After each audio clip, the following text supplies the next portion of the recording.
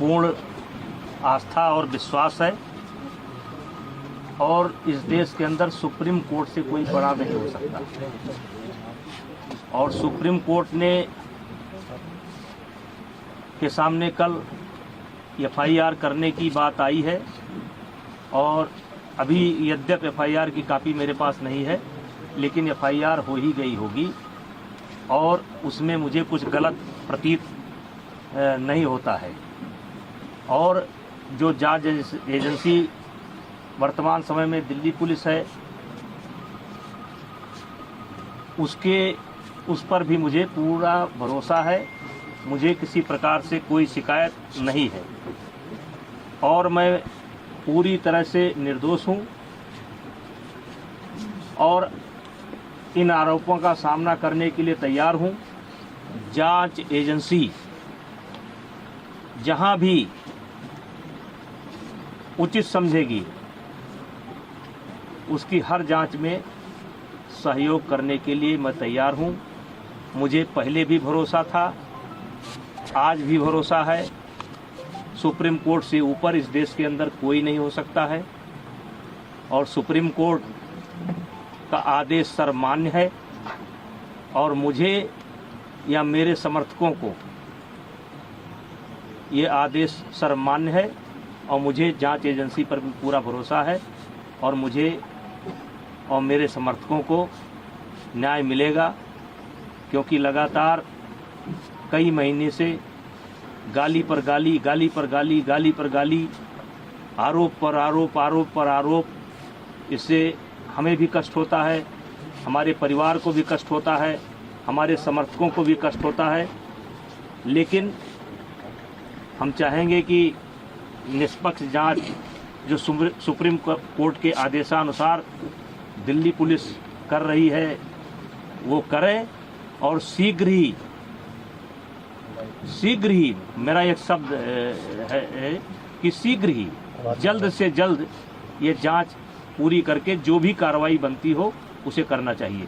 POCSO जैसे गंभीर आरोप की चर्चा हो रही है, क्या कहेंगे?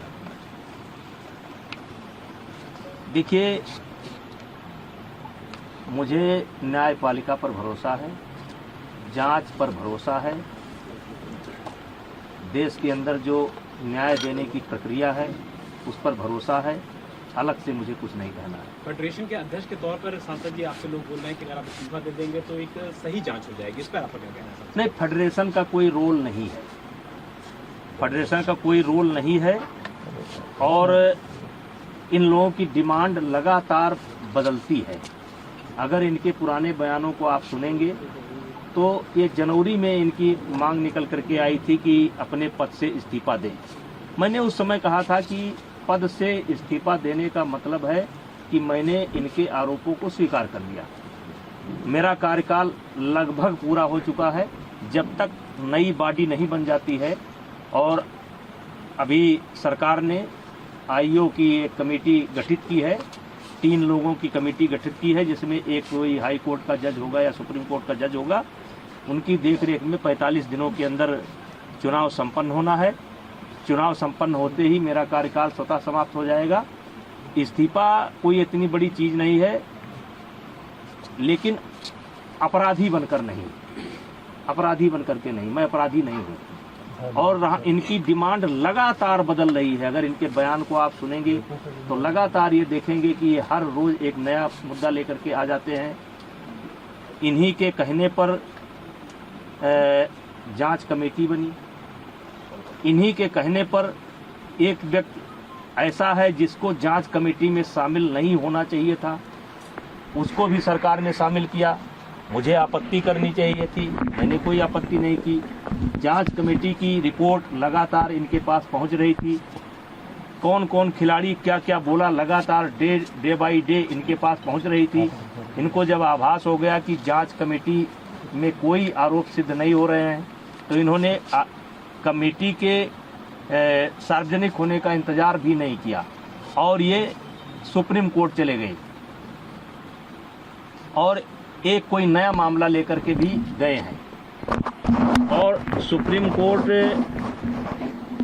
में नया मामला लेकर के गए हैं और इन्होंने जिन बच्चों को पहले पेश किया है, कोई नाबालिग मैं नहीं जानता, एक ऐसा हवा में निकल करके आ रहा है कि उसमें से कोई नाबालिग है, तो मेरा सवाल ये है कि उसको जांच कमेटी के सामने क्यों नहीं पेश किया गया।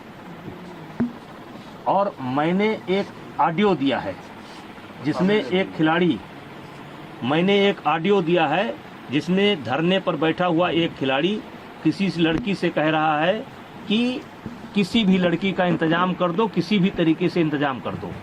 मतलब ये 4-4 महीना मेरे खिलाफ लोगों को उकसाएंगे, भड़काएंगे, सबूत इकट्ठा करेंगे और फिर 3 महीने बाद एक ले जा करके फिर किसी न किसी को पेश कर देंगे। चलिए, मुझे उस पर भी कोई आपत्ति नहीं है, ये काम जांच एजेंसी का है, वो जांच एजेंसी अब काम करेगी। लेकिन हमने तो लगातार सरकार के फैसले का सम्मान किया और ये लगातार इसका उल्लंघन कर रहे हैं। रोज रोज ये नई डिमांड लेकर के आ जा रहे हैं। अब जांच एजेंसी की रिपोर्ट सार्वजनिक होने का इनको इंतजार करना चाहिए। फिर ये धरने पर बैठ गए। अब धरने पर बैठ गए, पहले इनकी मांग थी एफआईआर की जाए। चलिए भाई, इनकी मांग स्वीकार हो गई, अब एफआईआर हो गई। अब इनको चाहिए, अब कहते हैं कि जेल के अंदर होना चाहिए, सारे पदों से इस्तीफा देना चाहिए। तो ये जो मेरे पास, मैं लोकसभा का सदस्य हूँ, ये पद मुझे दिनेश फोगाट की कृपा से नहीं मिला है, हमारे क्षेत्र की जनता ने मुझे दे रखा है। और एक बार नहीं, 6 बार दे रखा है। 6 बार मुझको दिया, मेरी पत्नी को दिया, और उनको उनकी कृपा पर नहीं है। और कुश्ती संघ का अध्यक्ष पद भी उनकी कृपा पर नहीं है। मैं चुनाव लड़कर के जीता हूँ।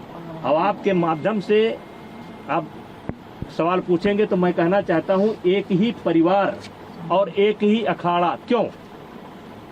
हरियाणा के अन्य खिलाड़ी क्यों नहीं? हिमाचल के, महाराष्ट्र के, मध्य प्रदेश के, केरला के, कर्नाटका के, तमिलनाडु के, बंगाल के, आसाम के, देश के अन्य प्रांतों के खिलाड़ी क्यों नहीं?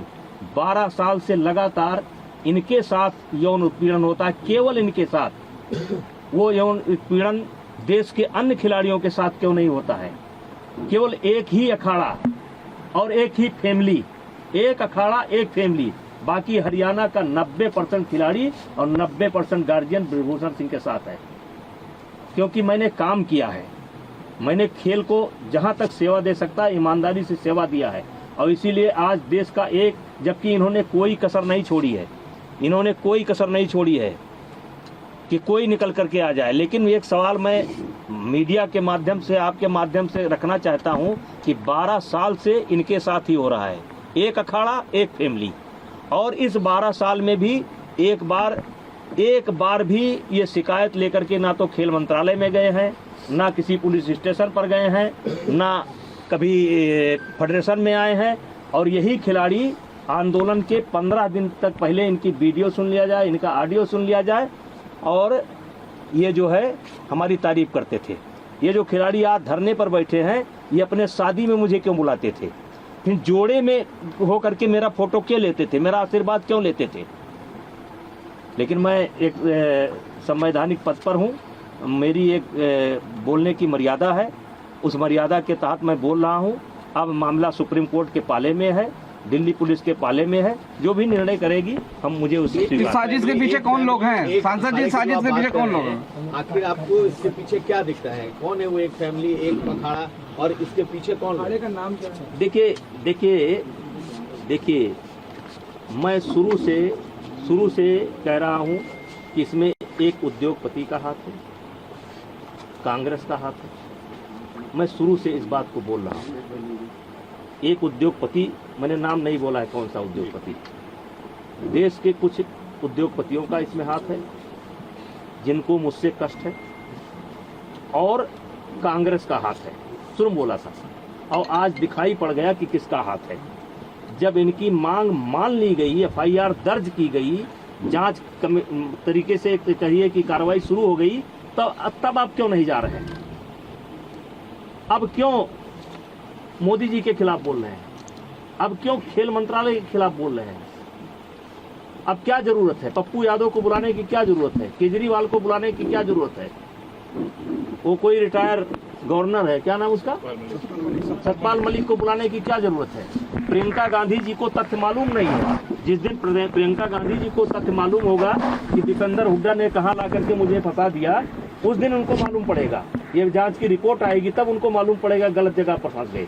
आज जो कांग्रेस की दुर्गति हो रही है ना, इसीलिए हो रही है। कभी वो सर्जिकल स्ट्राइक पर सवाल उठाएंगे, कभी एयर स्ट्राइक पर सवाल उठाएंगे, कभी कोरोना पर सवाल उठाएंगे। अब पूरा मामला पता नहीं क्या जंतर मंतर पहुंच गए। जांच का इंतजार कर लेते।